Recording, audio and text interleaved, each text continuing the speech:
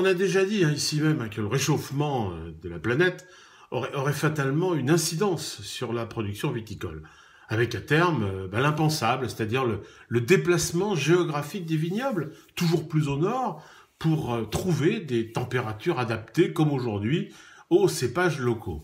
Ce qui est nouveau, c'est qu'on s'accorde à dire que dans ces conditions, avec le réchauffement, les vins pourraient être meilleurs. Oui, comme toujours, c'est des études scientifiques qui en arrivent à cette conclusion. Alors, je vais vous la faire courte.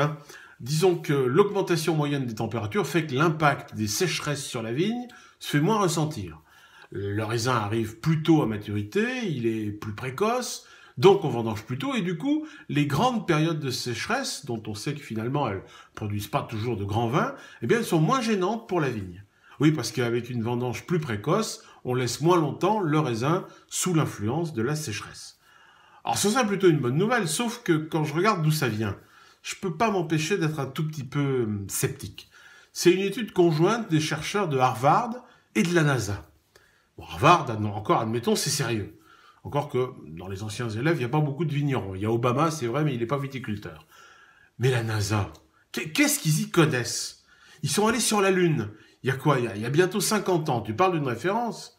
Un endroit où il n'y a que de la poussière et des cailloux. Et pas une goutte d'eau. Vous avez déjà vu des vignes pousser sur la Lune, vous? C'est pareil pour Mars. Non, les seules études sérieuses qu'ils font à la NASA, c'est sur les croissants de Lune.